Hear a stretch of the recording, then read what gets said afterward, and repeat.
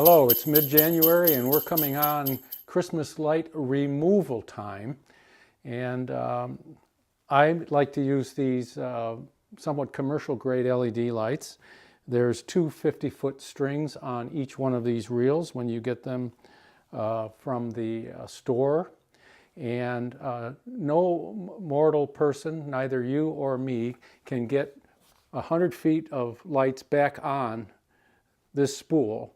It happens in the factory by magic. So I can get one string, only 50 feet on this, so I have 4 spools, but I need 4 more. So how am I going to deal with that lack of storage space? And I want to take good care of these lights. Now, one way I used to use in the past are to make these little H-shaped things out of corrugated, whatever you got lying around. And that enables you, especially in the instance of some lighter lights, to wrap them around very nicely. But I want something that doesn't require my more expensive lights to go around a sharp corner on a corrugated like this. So I looked around and I thought, what have I got at hand to do this? And the simplest solution for me is a banker's box, a small banker's box.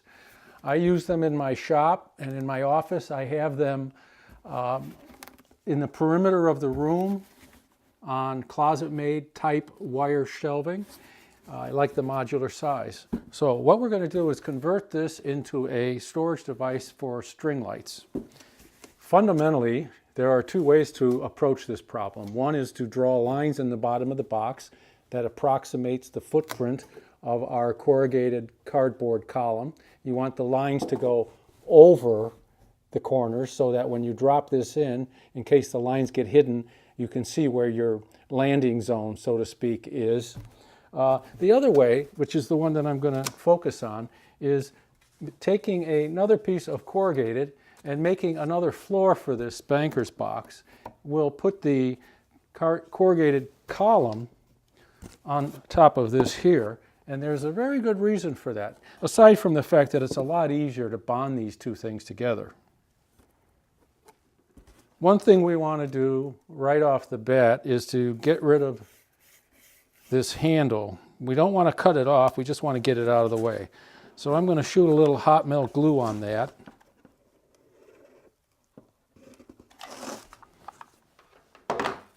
And swing it into position. And throw a couple of clamps on there. And the nice thing about hot melt glue is that you can move very quickly from task to task. This will be set in no time at all, but here I'll show you how you can get away with using clothespins on this as well. Bead of hot melt and a couple of clothespins. And it basically does the same job. I want to get those handles out of the way so it's not interfering when I drop this new floor into the box. By taking a piece of salvaged corrugated, this happens to be from a flat screen TV, and these are very robust corrugated. So when you get a product like this, hang on, cut up the boards. Keep a flat plane of it. It's good for kneeling down on or crawling under your car if you should need to.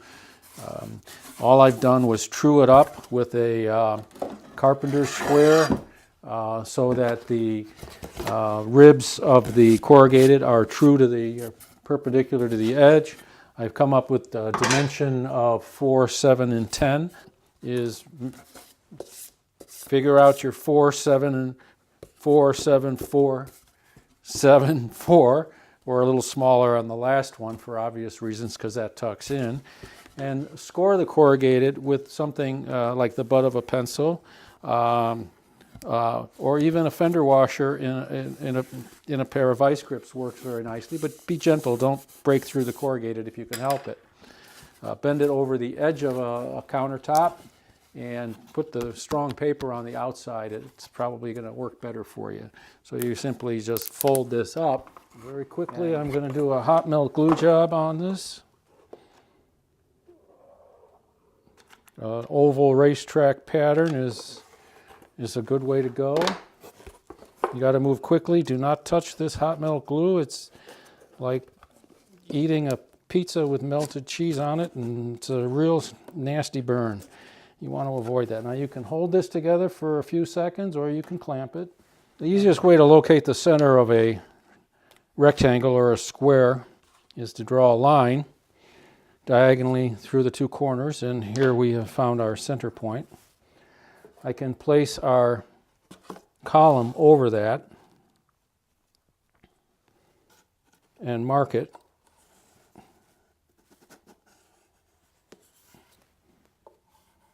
Now the thing I'm going to do here that's a bit interesting is I'm going to make a hole in here that acts as a handle. You're going to wonder why, but I'll show you in a second. It's always good to kind of sketch what you want to achieve.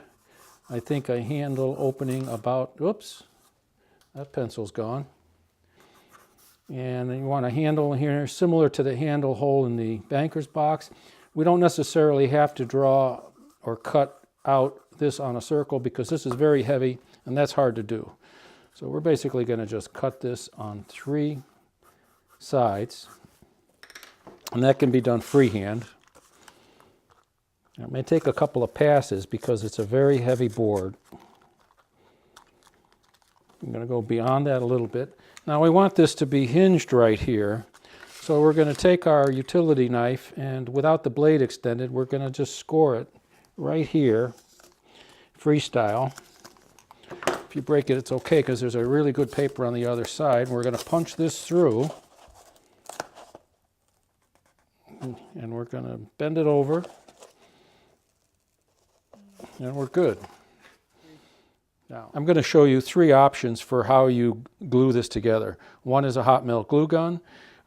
It's my preference. You can sometimes use a hot melt glue gun in combination with a white glue or carpenter's glue and a couple of clamps. Even some clothespins might be of use.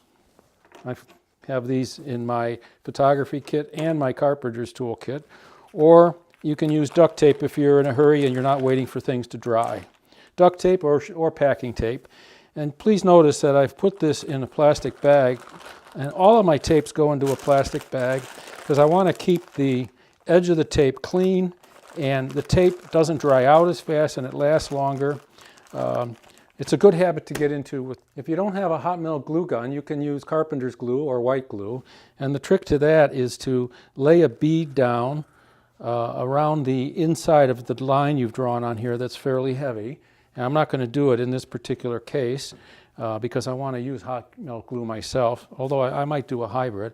And then put this right on the glue and then put a weight on it. In this case, I'm just using a bunch of nuts and bolts. Put some weight on it and come back to it in overnight is best. Okay, we're back. Let's take the weight off.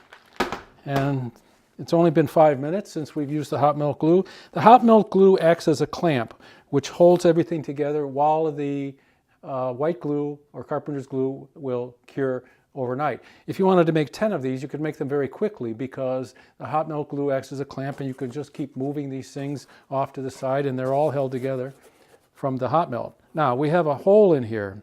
You're wondering, what is that hole? And there's a little bit of a handle on the inside, as you can see here, that's comfortable to hold on to. Now, we have a great shape here.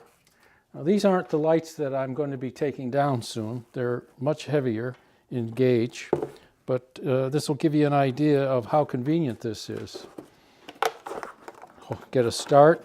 You're basically just wrapping the lights around this center column, and you'll be able to, once you get it started, put your hand inside and hold on to this.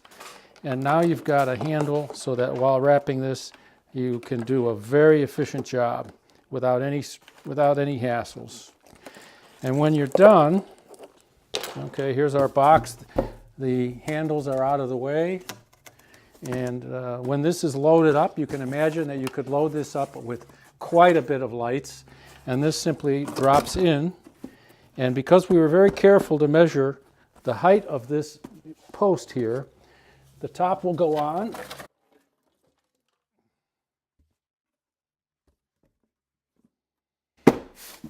Well, I'll let you know how many strings of lights I can get into this carton compared to the spool that it came from the factory. I hope you found this useful. Please join me again sometime in the future. Thank you. Bye-bye.